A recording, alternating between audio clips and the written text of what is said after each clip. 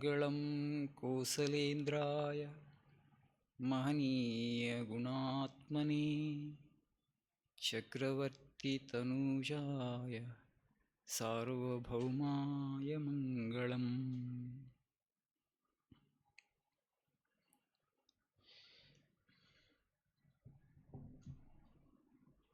Bharata, the beloved brother of Rama.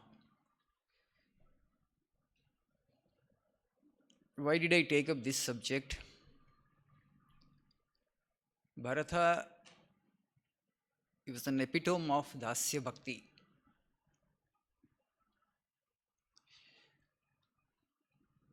The self-effacing spirit he had displayed.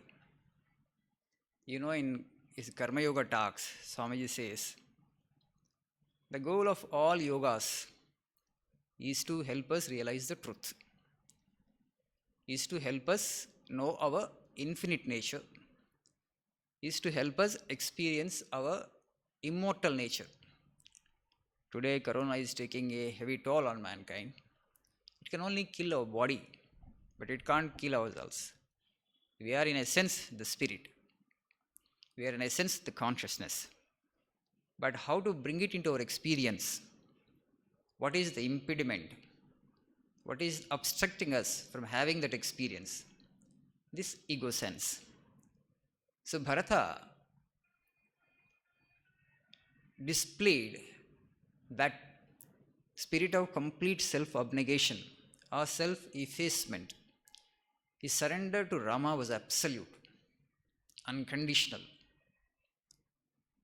So last class we discussed the incident of Bharata scolding his mother Kaikeyi. Let us go into the story a bit.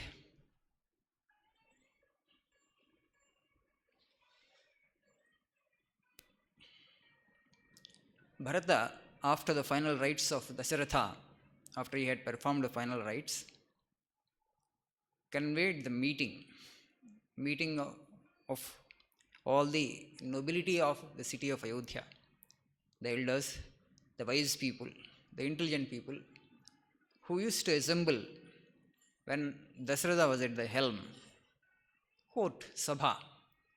So he had assembled all the people, and they were all actually chanting warmly his name. Bharata replied to them, my brothers and sisters in sorrow, because the whole of Ayodhya was in grief, because of Kaikeyi's wounds, Rama had to go to the forest. So because the people of Ayodhya, they loved Rama so intensely, so now they feel the suffering of it. It was unbearable for them. So after the final rites of his father Dasharatha, Bharata convened the meeting, and then actually they were chanting his name warmly. Then he said to them, so it is not proper for me to take the throne that belongs to my brother Rama. So I will go to the forest and will bring him back to Ayodhya, and I will crown him as the king of Kosala. And there was a deafening applause. People appreciated this gesture of Bharata when he said, and they started chanting the names of both Bharata and Rama. And then he asked his people to gather the army to go into the forest to bring Rama back. So he did not go the next day, because they did not start off from Ayodhya. The bards and minstrels came in the morning. Vandi Magada we say. The bards and minstrels. What is their job? They keep singing the praises of the king all the time. So morning they came to the doorstep of Bharata and started singing the praises of Bharata.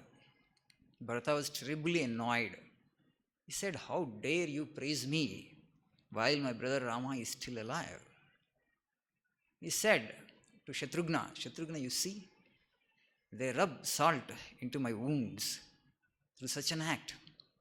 How I wish I could still my anger with Kaikeyi's blood. She has not left me even a shred of honor. Just imagine the pain of Bharata. She has not left me even a shred of honor. And now here these people are singing my praises. So he was terribly annoyed. Shatrughna intervened. Otherwise he might have pounced upon them, the minstrels and bards, and he might have physically harmed them also. That day Vashishta was not there. The next day Vashishta comes and he says, before he died, your father left the throne of Ayodhya for you.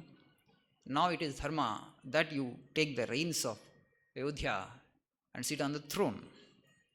And when he said this is dharma, and Bharata protested to Vashishta, but that is not the dharma you taught me. Unless I change it to suit my circumstances, but that's not what you taught me. How can I become the king when my brother is alive? Why do you suggest like this, O Guru, O Vashishta?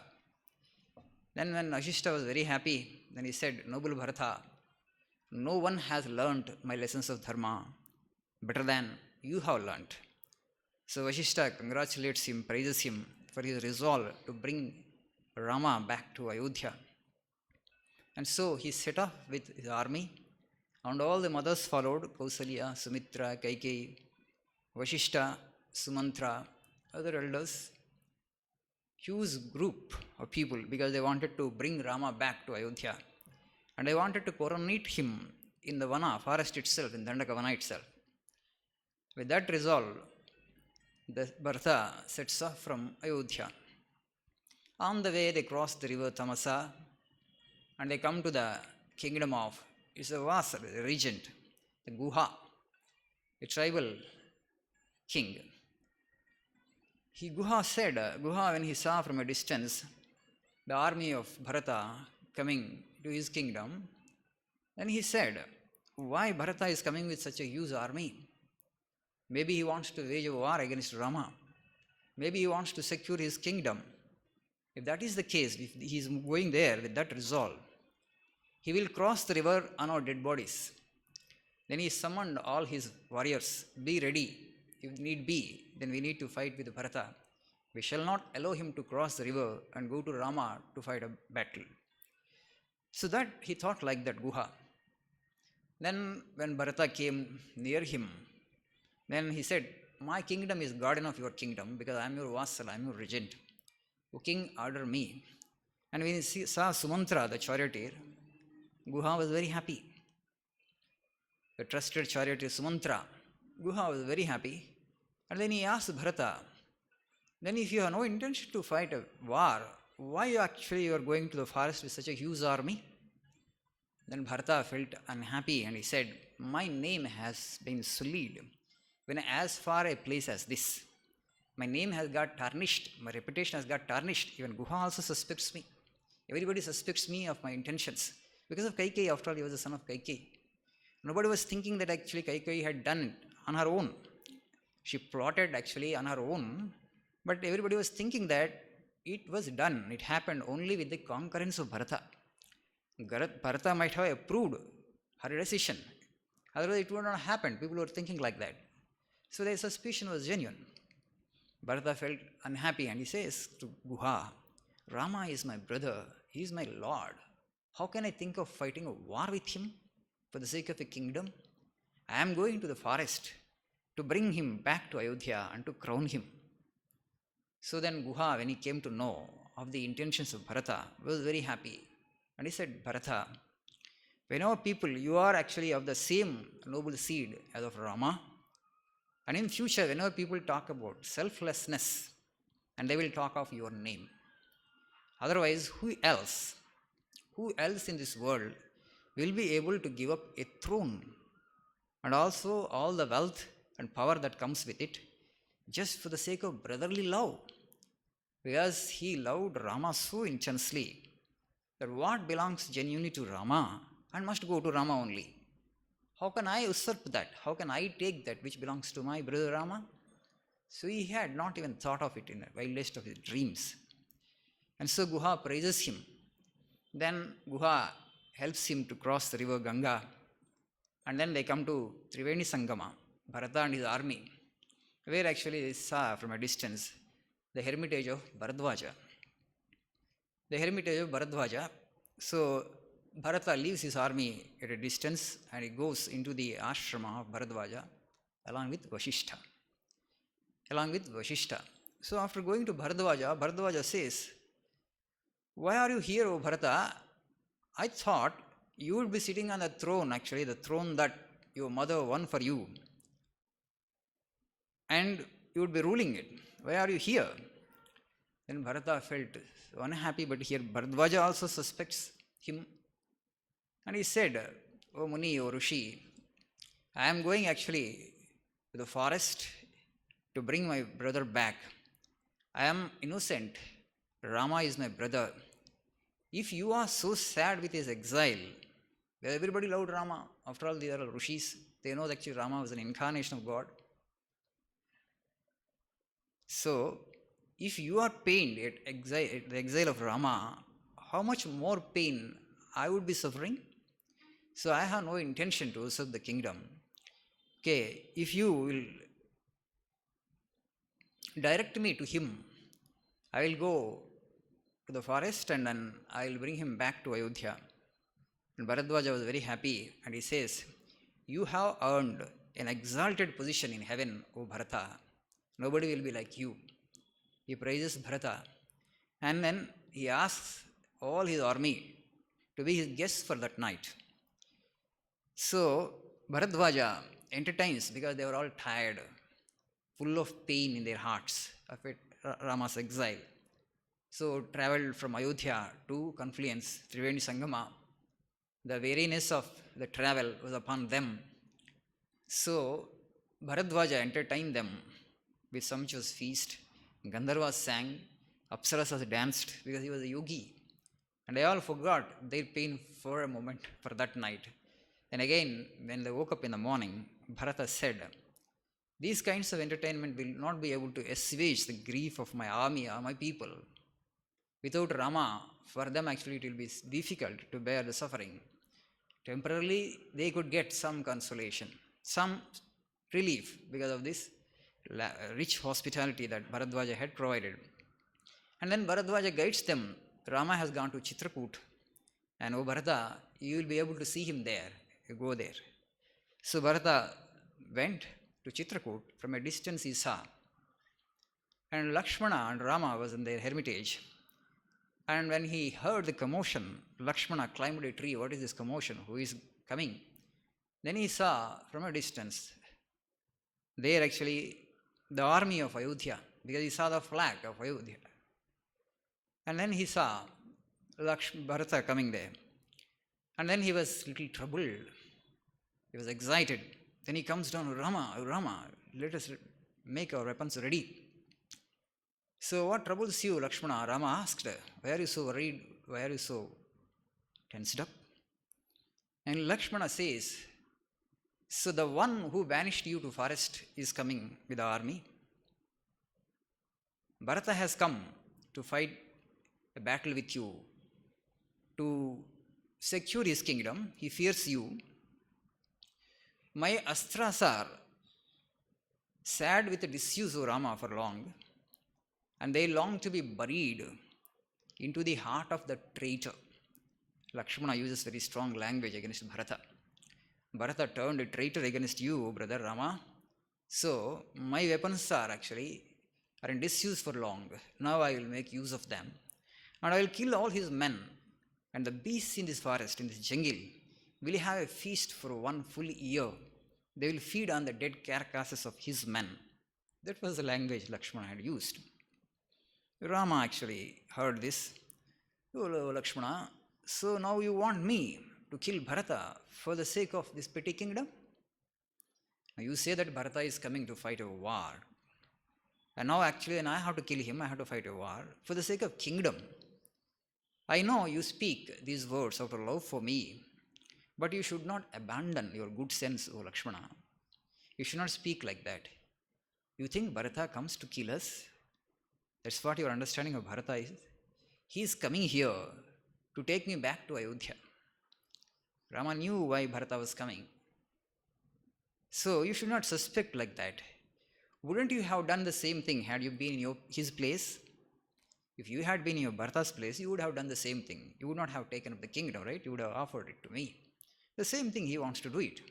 Why do you think of Bharata like this? Do you think he loves me less than you love me? Bharata also loved Rama equally. And then actually Lakshmana diverted the topic. He felt a bit ashamed to suspect Bharata like that. And Rama says, you should not talk like that. It hurts me. You don't know what Bharata is. So Lakshmana changes the topic.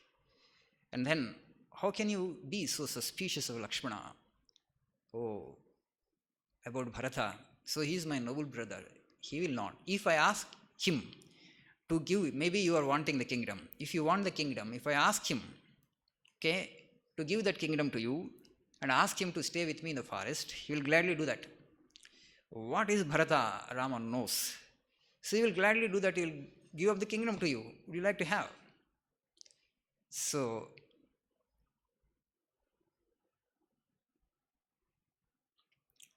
now, so then Rama says that you don't suspect him like that. At Bharadwaja's ashrama, one more incident happened. When Bharata said that actually, my wicked mother is responsible for all this suffering.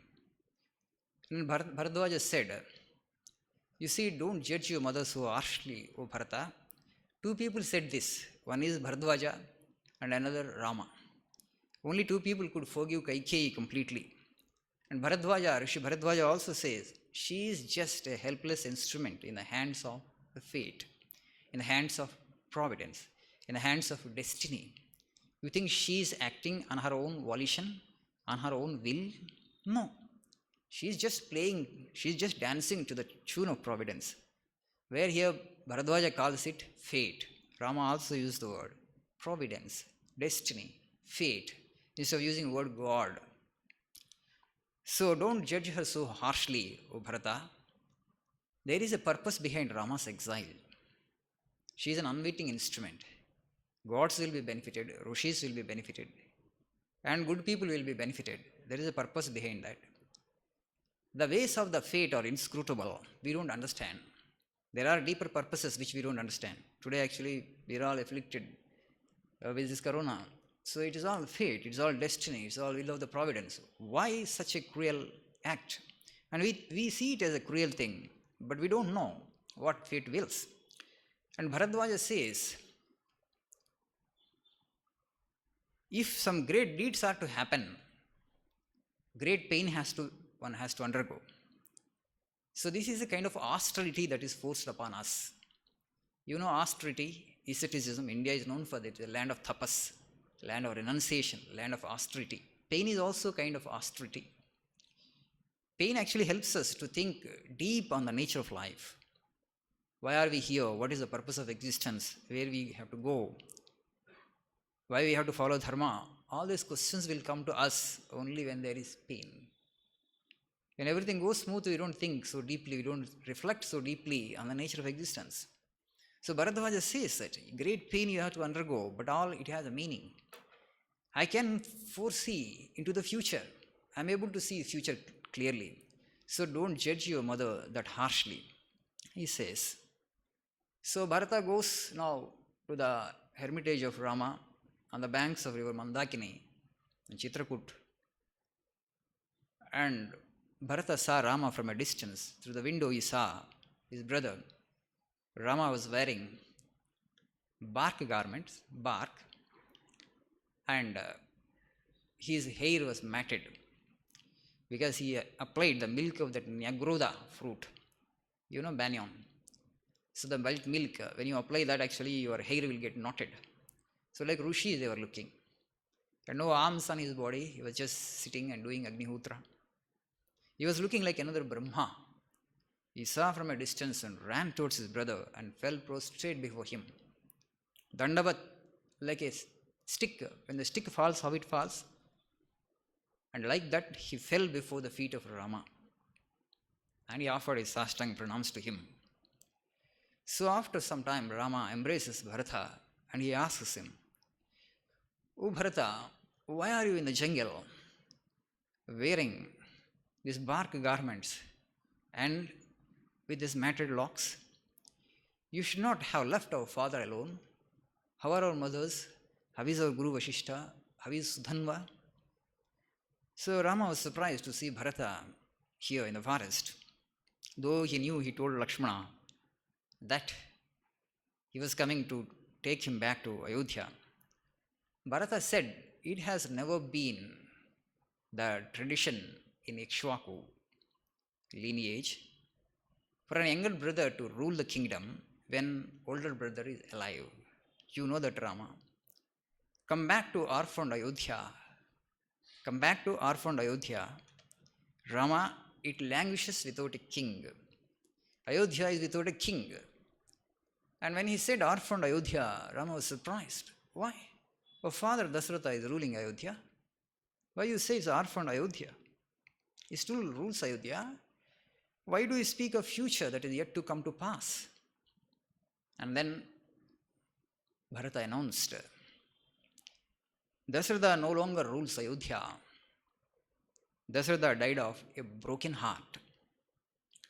Rama keeled over. He fell unconscious. He couldn't bear the news. It was a shock for him because he loved Dasratha so much. It was a shock for him. Then Sita ran for water, and Lakshmana, Bharata and Sita sprinkled water on him for some time, and then after a few hours he came to normal consciousness. He was sobbing deeply. He was inconsolable. Rama had such affection for Dasratha when he heard the news that his father passed away in his absence. Bharata says that he died of a broken heart. He could not bear the separation from Rama. And then Bharata consoles him. Myself and Shatrughna, we offered Tarpana to our father in Ayodhya. And now you and Lakshmana offer Tarpana. Pinda Pradhana you do. And then he goes to river Mandakini. And then Pinda Pradhana was done. And Rama comes back, grief-stricken, with a heavy heart, to his hermitage. Now he asks, so I want to know, Bharata, why actually you have dressed up like a Rishi and come to this forest? When your place is on the throne of Ayodhya, why are you here? Then Bharata replied, he folded his hands and he said, in his last days, our father swerved from the path of dharma. He ruined his taintless life for the sake of a woman, his mother, Kaikeyi. He swerved from the path of dharma. She doesn't, or she will not get what she wants because our father is no more. And her fate is too horrible even to imagine. He was talking about his mother. And she will go to the worst of hells. And Bharata says, when he was talking with Kaikeyi, Narakam Gacha, you go to hell. When he heard that what she did, generally we don't call our mother by name, but Bharata calls her by name, Kaikeyi, Narakam Gacha, go to hell. Then he says, but I have not come here to describe the past, O Rama. Come to Ayodhya, my brother, and be crowned king of Ayodhya. And dispel the dark clouds of despair that are hanging over Ayodhya. Let the sun and the moon shine on Ayodhya again. Please come. You are the jewel of the Ikshvakus. You are the jewel of the Ikshvakus. Please come. Then Rama replies. Then actually multitudes came because Bharata reached the ashrama first, but the army and the people of Ayodhya and mothers Kausalya, Kaikeyi, Sumitra, they reached after some time. Because the forest path, not everybody could walk with the same pace. Bharata, eager to see Rama actually, walked with giant strides and reached the place.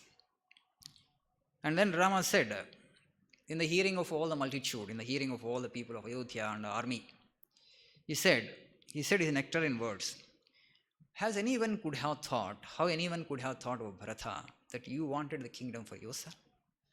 Everybody knows that you don't want the kingdom for yourself. So you don't have to worry on that, my noble child. You have the divine ancestry of Ikshvakus in you more than the human. That Ikshvaku blood is in you as much as in me. More of that divine ancestry is in you. You will not crave for this petty kingdom, I know. So you are master of yourself. And he beautifully says, but as for my return to Ayodhya, you please forget it. I will not be able to come back. Your father ordered me. It's our mother and father's will that I should serve the exile for 14 years. It is their will that you should rule the kingdom of Kosala. There was not any error in what happened, O Bharata, Rama is telling. Don't think some calamity has befallen. So most of the time suffering comes in our lives because we are not able to surrender to the will of the fate. All our lives are in the hands of the Creator. Called destiny, fate, providence. Lord knows actually what is good for us. He is running the affairs of the universe. But do we have that sense of surrender? Everything that happens in our lives, at an individual level or at a collective level, happens by the will of that Creator who has actually created this universe and running the universe.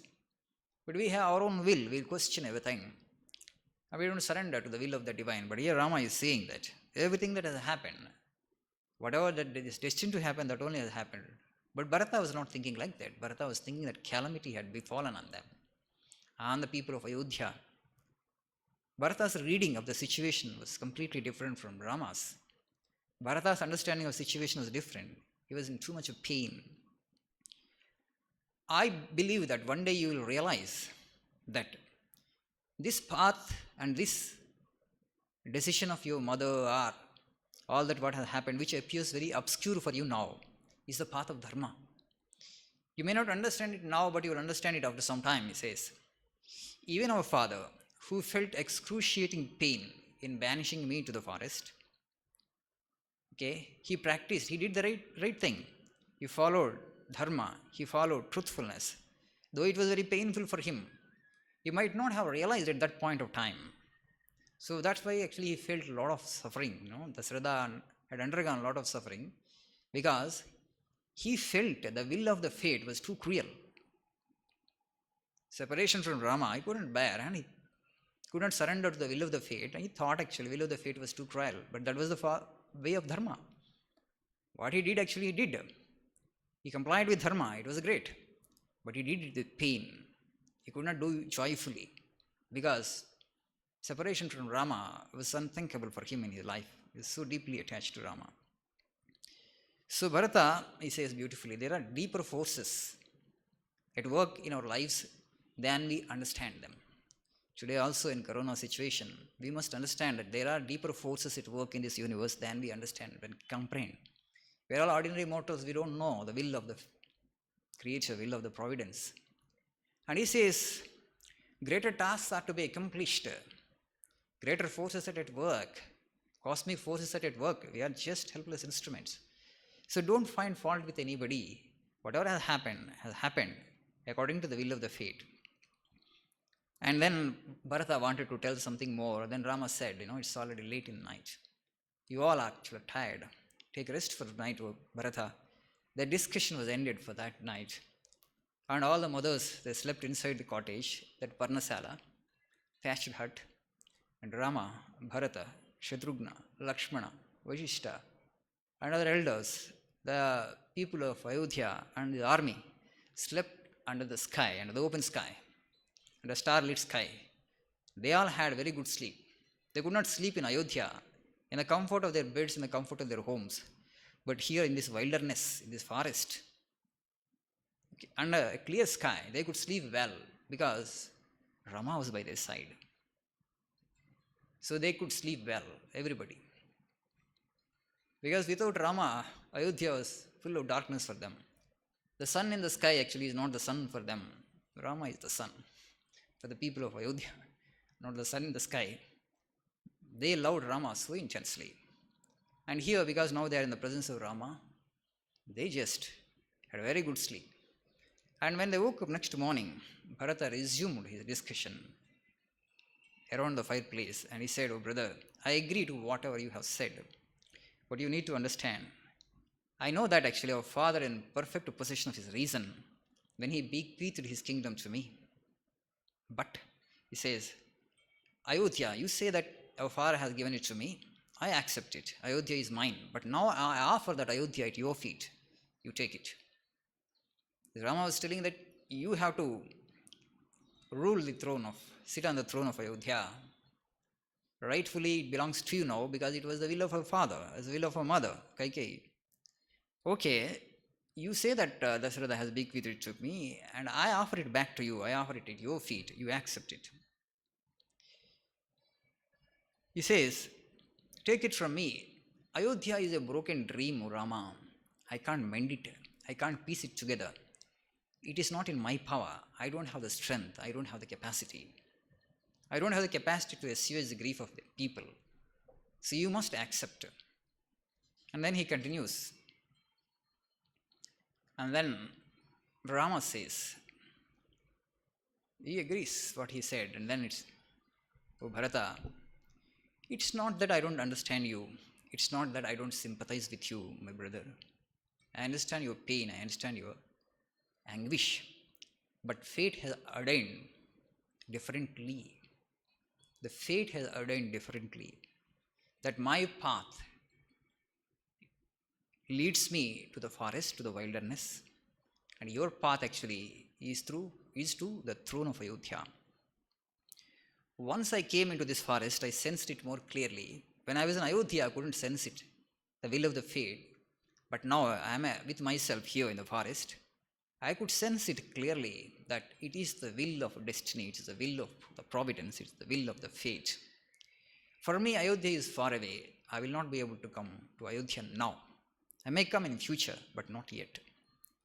And then he becomes philosophical, Rama. Think of time, Bharata, Kala.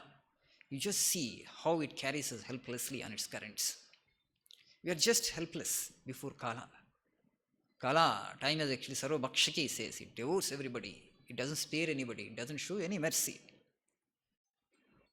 And see, the mysterious currents, her ways and her purposes are so mysterious, are so inscrutable. And only time knows why she plays with human beings the way it plays. Rama is using different words like time, fate, and destiny, because in fact he himself was that.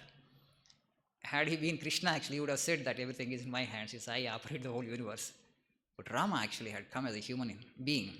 He was just talking like a human being only. He was not talking about his divinity, that everything is in my hands, he says. We are all helpless instruments of Lakshmana, we human beings. He is speaking on behalf of all the human beings. And he says, how she carries you just helplessly on its mighty current, you just see. What is gathered today is scattered tomorrow. Okay, nothing is permanent. Today we are with our people and tomorrow our people are not there. That's what is happening now, right? How painful. And he says, you see your father, what a glorious life he led, Dasharatha, the monarch. And see the end. When he died, none of his noble princes, out of the 4, not one was with him. You just see the fate. And Rama actually he did the actually final rites of that bird, Jatayu, the old bird. He took the bird actually, after Ravana abducted Sita, into his lap. He could not actually perform the final rites of Dasharatha, his own father, but he did the final rites of the Jatayu, a bird, Rudra. And he took that Jatayu in his lap. And how fortunate that Jatayu was, that bird was. Where Rama actually performed its final rites. And sitting on the lap of Rama, actually, it breathed its last. It ate in mukti. But he could not do it for his father. That is destiny. That is fate. That is fate. You must surrender to the will of fate, he says to Bharata. So there is no point, actually, in questioning the will of the fate. That gives friction, that creates pain. You ought to surrender, he says. Nothing but change is permanent in this world. Only death is final. The Rama's language. Nothing but change is permanent. Everything is changing. The whole of Indian philosophy, if you just look at it, is based on this. Right? For philosophy, the bodies are short-lived. Bodies are impermanent. Nashvara. Life is like a water bubble. Today it is there and tomorrow it is not there. Our existence is very petty. It's a very brief existence. Jindagi hai musafir ka khana. It is only a way station. We are all wayfarers. We are all bhattasaris. Wayfarers. We come here and to go only. But we are trying to make it a destination. We are trying to make it a permanent abode.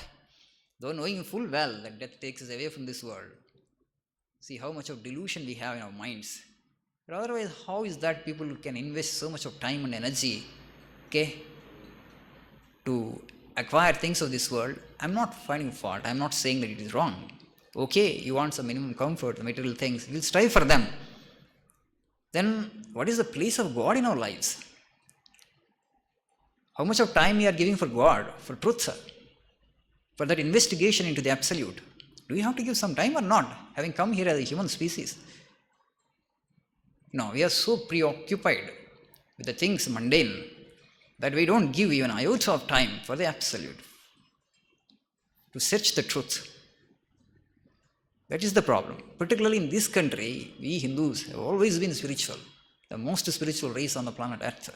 But today, if you just see country, thanks to secularism, all that spiritual instinct has gone. The most spiritual race on the planet has become most materialistic. That's why there's so much of suffering all around, so much of corruption, competition, mercilessness, hard-heartedness, lack of compassion, untruth. All these have taken possession of human beings. We just see the passion that Rama had for dharma, passion that Lakshmana had for dharma, and Bharata had for dharma. With what passion actually they follow dharma? Even 5% of that passion, if we can bring into our lives, we'll become great, no doubt. 5% of that passion which these heroes of our race had, if we can bring it to our lives, we would be great human beings. And then he says, you just see the golden sunrise, and we see the golden sunrise and sunset, and we are happy with that, unmindful that every passing day actually is bringing us closer to death. Our life is getting shortened, but we take full delight in that, he says. And also seasons, they come to us with all their allurements, enticements, but they take a large chunk of our life. Each season comes. Okay, that means what? These many months we have spent. The body has grown older. And just see all our relationships. He says like ships on the sea. The ships cross each other. How long actually the ships will be staying together? One ship and another ship? Just for a brief period, right? Our lives, our relations are also like that. Father, mother, brother, sister, daughter. As long as the body lasts and the relationships last. How long the body lasts? The bodies are so impermanent, so fragile. So just like this is the nature of existence, he says. So Bharata, don't make too much of your sorrow. Don't make too much of your sorrow. It is nature's way. And who are we to question the will of the fate? It is nature's way. Who are we to question the will of the fate? If you start questioning the will of the fate, you will have only suffering. So don't do that, O Bharata, is saying. Rama continues. Bharata, put away this petty grief and take up this throne that our father has given you. And he says, this is the crux, this is actually the central message of Rama to Bharata. He says, think of the Lord who alone is beyond change and hold on to dharma unflinchingly. Think of the Lord who alone is beyond change. Everything is fraught with change. Everything is temporary, everything is transient. Only the Lord, the Supreme, the Absolute. Now, Absolute is speaking about the Absolute. Rama is Absolute. He is speaking about the Absolute. He is not speaking as, as a human being or as a physical entity. He is saying that. Lord alone, he says. Himself is the Lord, but he is saying Lord is the only thing that you ought to seek. So go back to Ayodhya and sit on the throne, he says. Bharata, it is no use trying to persuade me, trying to cajole me to accept the throne. Say, my destiny is different. I understand the destiny very well now as our father passed away. It's very clear to me that I must serve the exile for 14 years and you must rule the kingdom of Kosala. And Rama felt thoughtful for a moment, and then actually Bharata thought actually. So Rama would yield. He was trying to persuade him further. And he says, leave off your stubbornness, oh brother. I flatter myself that I know you better than anybody else. Leave off your stubbornness, he says.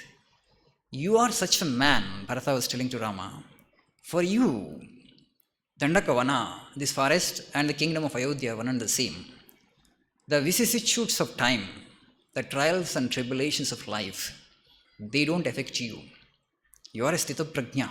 So what difference will it make to you when you serve the forest, when you remain in the forest, or when you sit on the throne? And for ordinary people, it makes a huge difference. So then you come and accept it.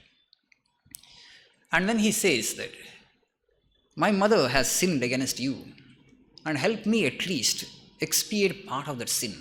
We both have become sinful now, because my mother has done all that for my sake, and we both are part of that sin, full action. And so help me at least to expiate a part of the sin, please come. If not for this, at least out of your love for me, you come to Ayodhya. And he says, save me from the crime of sitting on your throne. And Bharata says it's a crime to sit on your throne, the throne that belongs to you. It has never happened in this Ikshvaku lineage that a younger brother sitting on the throne while the elder is alive. And also protect me for world's censure. If I sit on the throne, people will criticize me, people will censure me. This man has usurped the kingdom that rightfully belongs to his brother. So protect me from that censure, that rebuke, that criticism of the people. How can I bear that? And when a man nears his end, he loses his reason. That's how actually our father lost his reason. That's why he banished you to the forest. He lost his reason, Dasharatha. So you come to Ayodhya and accept him. Your place is on the throne of Ikshvaku, that ancient throne. You please come. So Bharata passed. Rama was silent. Bharata thought Rama relented and continued. See, I have brought all the ingredients, all the things that are necessary to coronate. I will coronate you here in this forest itself. All the people who have come, don't deprive them of the opportunity. You have deprived them of that spectacle of your coronation in Ayodhya. At least allow me, permit me to coronate you here. I am not your equal, Rama. You know that, I know that, and everybody knows that. It is too much of a responsibility for me to sit on the throne of Ayodhya. So, and Bharata says, if you don't, I will stay here. And Rama says, now he reveals the secret. You are a worthy scion of Ikshvaku, oh my brother. You are the noble son of your noble father. I understand you well.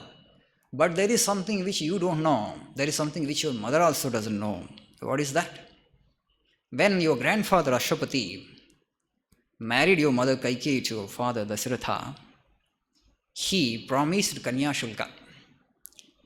He promised bridal money, not Varakatna, Kanya Shulka. So what was that? Ashwapati extracted a promise from Dasharatha that he would make the son of Kaikeyi the ruler of Ayodhya. In Mahabharata, you just see Bhishma, same thing happened. When Satyavati wanted to marry Shantanu, Satyavati's father put the condition that my daughter's son should be the ruler of Hastinapura. And then Bhishma agrees to that. And then afterwards, he says that, but your son, he was so afraid. Okay, your son, O Bhishma, you are such a great warrior. And the children born of you will be my daughter's competitors. Okay, I don't think my daughter's children will be able to stand before your children. And they might by force usurp the kingdom. They might not allow my daughter's son, my grandson, to be the ruler of Hastinapura. Then Bhishma says, then I will not marry. Bhishma Pratigna then says, for the sake of truth, for the pledge.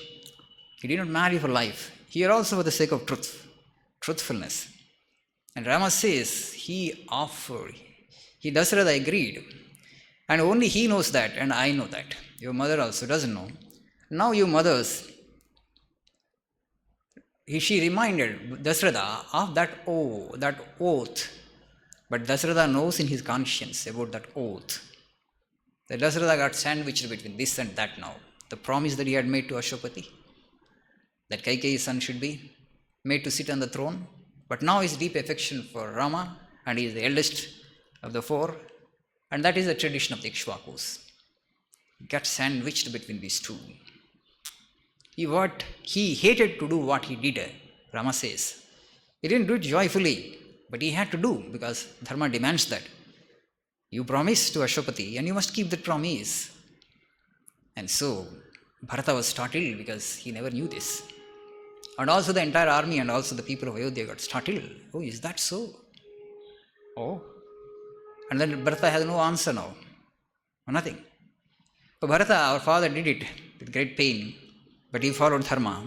And now as he is dead, for the sake of that oath, for the sake of that pledge, he gave up his life. And now you want me to break that oath How can that be, O Bharata? Then Bharata had no answer. Then Vashishta intervenes and he says, O Rama, an individual actually will have three gurus: father, mother, and spiritual preceptor. Mother, father, and spiritual preceptor. I am your spiritual preceptor among the three spiritual preceptors because he takes you on the path of truth. He leads you on the path of truth. He is the highest. As your guru, I am telling you, come and accept the throne of Ayodhya. I am saying it for the sake of Bharata, for the sake of your mother Kausalya, and for the sake of people of Ayodhya. And then Rama says, oh Guru Varya, it's not possible for me. My guru, my father and mother, they brought me up with great love and generosity. I am eternally indebted to them. The promise that I made to my father, I can't break. The word that I had given him, I can't go back on that. It's impossible for me. And then Bharata, he looks at his people of Ayodhya and also his army. What are you looking at? Persuade Rama to come to Ayodhya. But they were silent. The people of Ayodhya were silent. They didn't reply because now they heard the conversation. They heard Rama saying that it's my duty to honor the pledge of my father. And they didn't. They wanted to say that Rama was right. They acquiesced to his argument, his logic. And now Bharata said that, oh Rama, if you don't come, I will actually not take food. I will enter into prayopravesa, giving up the body without taking food. Then Rama takes his hand into his hands and says, oh Bharata, that is not for Kshatriyas. A Brahmin can do that. But a Kshatriya shouldn't take to such means to persuade somebody else. That is not for you, my brother. Don't torment me further. Don't give me more grief. No, I cannot come to Ayodhya, Bharata. And ultimately Bharata says that, okay, if you want somebody to serve the exile, I will serve the exile in place of you. I will be in the forest and you go to Ayodhya. Rama doesn't yield even to that. And ultimately, the Vasishtha says to Bharata, oh Bharata, Rama seems to be right. I am afraid Rama is right. Oh my Bharata, oh my dear child, you are bound to honor, you are bound to obey your father's command. Let his death be not in vain. He died for the sake of truth. He died for the sake, of course, painfully he did it, but he died. So, and Bharata yielded to that. And Bharata took leave. What he did? Because he brought padukas with him, because he wanted to coronate Rama in the forest, right? I pulled out the padukas and I put the padukas before Rama and asked Rama, you just step into these padukas. Rama does that. He was a bit bemused. What was Bharata was up to, he didn't know. And then Rama left the padukas. He took the padukas, collected his padukas back into his bag. And now he says, these padukas will rule hereafter. These padukas will rule. And Rama's spirit will rule through Bharata. I will install these padukas on the throne of Ayodhya. And then he takes the padukas on his head and circumambulates Rama thrice. And then he bows before Rama. And with bowing at the feet of Rama, he takes leave of Rama. Rama was looking at the army and the people of Ayodhya going back from his hermitage from Chitrakoot. He looked at till the last person disappeared from his view and comes back into the cottage and sits on the floor and sobs inconsolably. He was disconsolate. Maybe not for his own sake, but for the sake of the pain that his brother is undergoing. That was the brotherly love they had. The pain that his mothers were undergoing, the pain his brother was undergoing, that was too much for Rama also to bear. So he was inconsolable. He was weeping and weeping in the cottage after Bharata had left him. So Bharata comes to Ayodhya and he convenes the meeting and he says, my brother, while he is in the forest eating fruits and roots, raw roots, I can't enjoy the luxury of the palace. So I will rule from Nandigram, a small village on the outskirts of Ayodhya. My court will be there only. So tomorrow actually coronation will be done, coronation of the Padukas.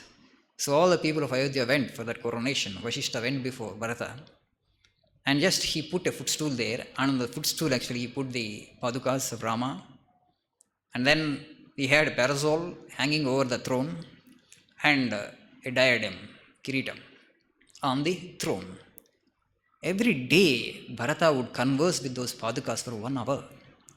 For him actually they were not just Padukas. For him actually Rama was alive there. So Rama was ruling. He would converse, he would take all the decisions, and he would tell about all the decisions.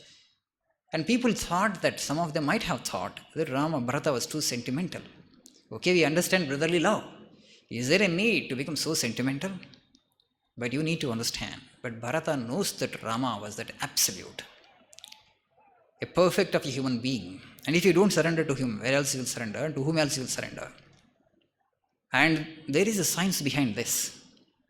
Through such surrender, through such emptying of one's ego, emptying of oneself, you will attain to the absolute. So he kept himself so close to the absolute. He was just like Rama through such surrender. And people thought actually how he would be able to rule. But then they found that the Kshatriya was more than their expectations. They thought he was just a sentimental man. But then he proved to be a noble prince. His rule was just. His rule was mature. His rule was full of righteousness. And when he came from forest, he extracted promise from Rama that after 14 years you must come to Ayodhya. If you delay even by a day, then you will not see me alive, he said. That is the love. Today we shall close the talk with just a small kind of story or legend, you can say. The sons talk about this. One day Narada was conversing with Hanuman. Narada was a great devotee of the Lord, and Hanuman also a great devotee, an epitome of Dasya Bhakti like Bharata.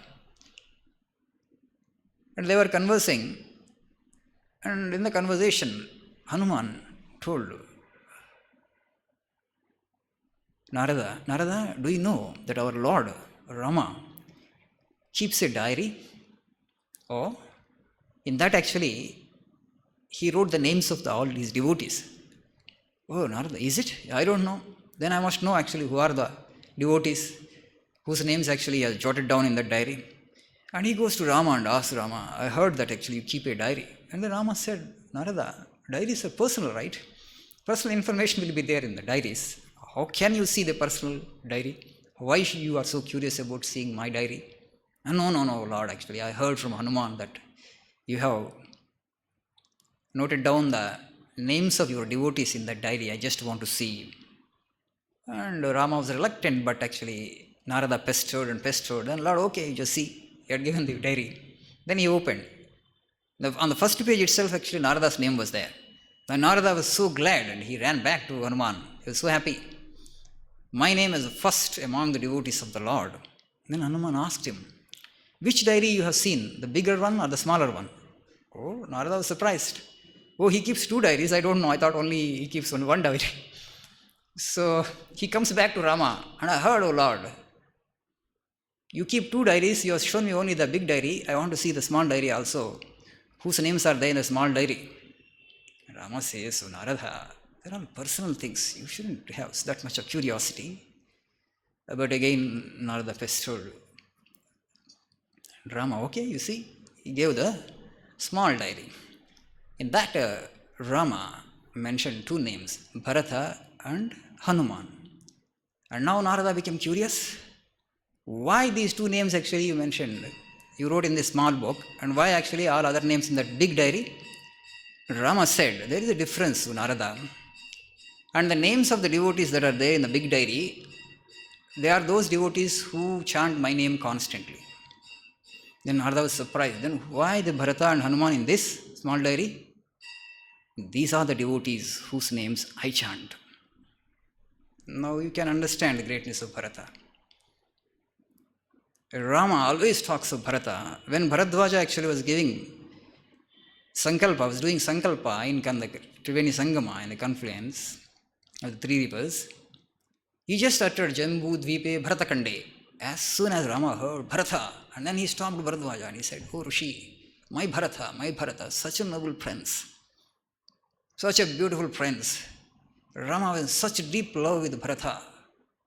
He just like these blue waters, is so noble, so great. I cannot describe his glory.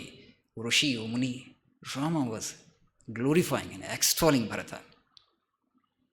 So everybody takes the name of the Lord. Lord takes these two names, Bharata and Hanuman, because their surrender was so total, so absolute, so unconditional, and they're so close to the absolute. They're just like Rama. They were just you can just say the shadow of Rama. They're inseparable from Rama. And Bharata kept himself like that. And towards the end, when actually 14 years he ruled and then Rama came back and he gave the kingdom back and considered himself a servant of the Lord always. For 14 years also, he just ate only fruits and roots and only slept on that bare floor. Because when my master, my Lord, sleeps on dharba grass, how can I sleep on the same thing? A servant should not be one with the master. He is not one with the master. What a master does, he shouldn't do. He should actually do something lower than what a master does. My master sleeps on the bare floor on dharba grass mat, and how can I sleep on, even on dharba grass mat? He would just sleep on bare floor, like that kind of austere life he led for 14 years. That's the glory of Bharata. The Lord takes his name. If you utter the name of Bharata, Lord will be immensely pleased with you and he will shower his grace upon you. There is no doubt about this. So keep repeating Bharata's name as much as you repeat Rama's name. So we shall close today's talk here. We shall disperse after 2 minutes of meditation.